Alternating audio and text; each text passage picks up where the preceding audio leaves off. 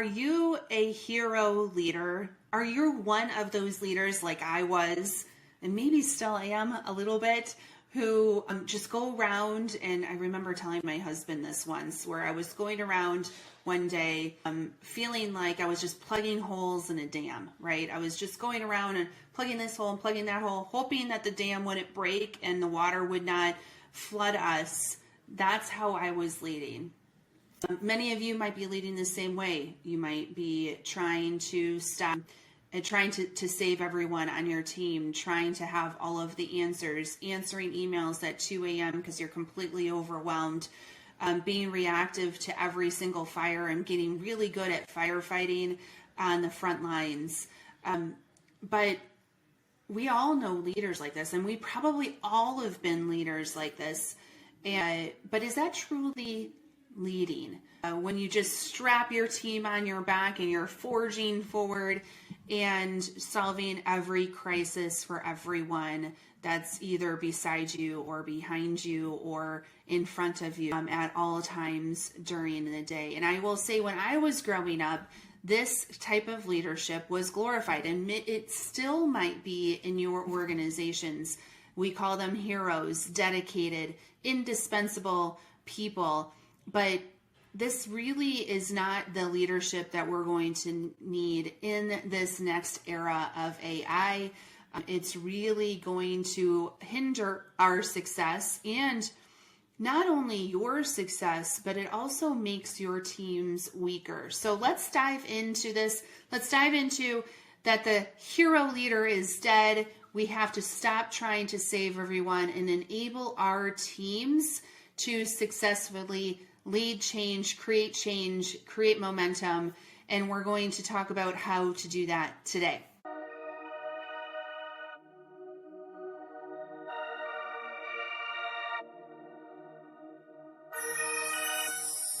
All right. So this belief of a hero leader, that is what a good leader is. It really is a falsehood. It's not truth. And here are two things to consider. When you are the hero leader, it might feel really good to the ego, right? You're like, oh, I solved that problem. I made that happen. I helped remove this issue that was happening. But at the end of the day, there's two things that happen. One is that you create this kind of culture, this way of working where your team members, because you solve all of the problems, and maybe you're even your stakeholders, who are smart and capable themselves, will start to defer everything to you because you're the one that gets it done. I actually was called Mrs. Fix-It for a while in my career. I probably still am in a little ways, but that is that hero leader. Like, we're just going to go in and fix it on everyone's behalf. But instead of tapping into your team, you just put it all on your shoulders. And what happens with your team, then they stop taking initiative. They start taking orders. They stop thinking critically for themselves. They don't think they can accomplish anything without you being involved.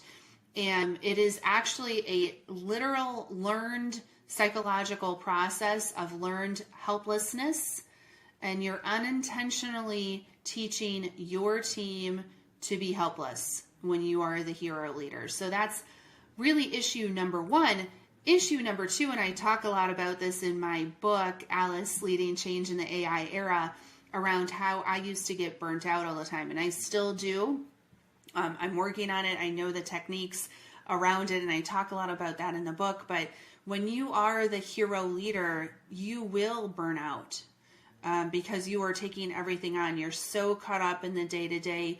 You're not focusing on developing yourself, developing others. You're not focusing on your strategy and your vision and how you can ultimately lead where you're seeing that future, you're looking around the corners, you're anticipating what could be coming, versus a hero leader is just doing everyone else's job. So how do we move away from the hero leader? And I have seen this, actually, this concept in it's helped me move away from my corporate life into starting Wonder Services, which I know is kind of interesting, but I was exposed to a concept called a tiger team. And if you don't know what a tiger team is, let me take a little bit of a moment to share what that is. So it is a team of, I don't know, maybe as low as 3 up to 7 people, people who are in the day-to-day work. So they could be people who know a process. They could be people that know the technology. They could be people that just live it every single day. And you create this tiger team to focus on solving a particular problem that's impacting those people on the team. I mean, they know the work better than any leader does. They're in it day in and day out. So it is a way for this team to come together. They're given authority to make decisions, but they're also assisted by a coach. Now, that coach could be that ex-hero leader, which is a little bit of an interesting dynamic, because now that hero leader is not taking it all on themselves. They are coaching the team, helping them understand what the bigger picture is at moments in time, or answering questions that they have, but they do that coach does not make decisions on behalf of the team, and does not answer questions that were not asked of them. So this is a super interesting way to move quickly through problem solving, and it also is not bureaucratic, and it also removes that whole hero mentality and really activates teams to be problem solvers and critical thinkers. Now, I don't know if you know the origin of a tiger team, but it came from NASA in the Apollo 13 mission, when the spacecraft unfortunately exploded or was crippled by an explosion. They couldn't just have one hero to fix it, right? Like, there is power in getting multiple minds together to solve a particular problem. So instead of going to one individual, that hero leader, they went and built a tiger team, which was a just rock star team of people, the best experts in the space, and they gave them a single mission to bring the astronauts home. So that's the origin of a tiger team. And that, just think of a tiger team as this small, focused, on a mission team to problem solve. You've brought the best people together and empowered them. That's the most important thing. Empowered them to make decisions, drive results, and hopefully freeing up the hero leader to actually lead forward, and by leveraging the expertise on your team.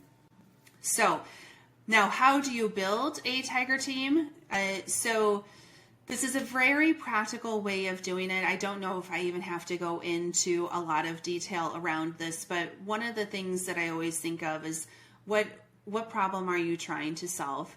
Who are the best people to solve that problem?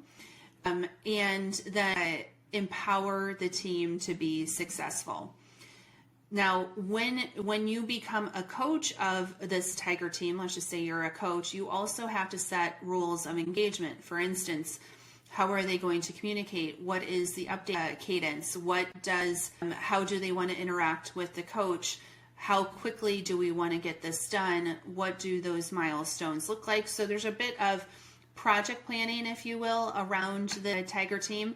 But then once you set that foundation, you let them go, right? You let them do the work, check in as needed, and then you coach them along the way to be successful. So it is, I've seen this work so well. I saw it work so well in my corporate life that I had the opportunity to go deploy this at other companies through my own consulting firm, Wonder Services. And it has been a base of how we operate day in and day out with our teams that we engage with at the clients, but we also help encourage them over, gosh, it's transitioned so much over the last 7 years, but now the tiger team has become a critical aspect of driving change around AI. because AI moves very, very quickly. Tiger teams also do that. And the people that are closest to the work will understand what, let's just say, an agentic AI tool needs to do or not do in that deployment. So we're using this approach quite a bit alongside of our methodology called RAY, which is Rapid Adoption Enablement. Tiger Teams is the heart of that methodology to really unlock success on your team and shift your culture away from the firefighting, away from that hero mentality, and truly understanding and tapping into the capability on your teams. So with that said, I hope you enjoyed this video. I am Amanda Prochaska, the founder and Chief Wonder Officer of Wonder Services. Hit the like button and subscribe. We come out with these videos on a regular basis where we share not only information about change, about transformation, but also about leadership. So with that said, have a great day. Cheers.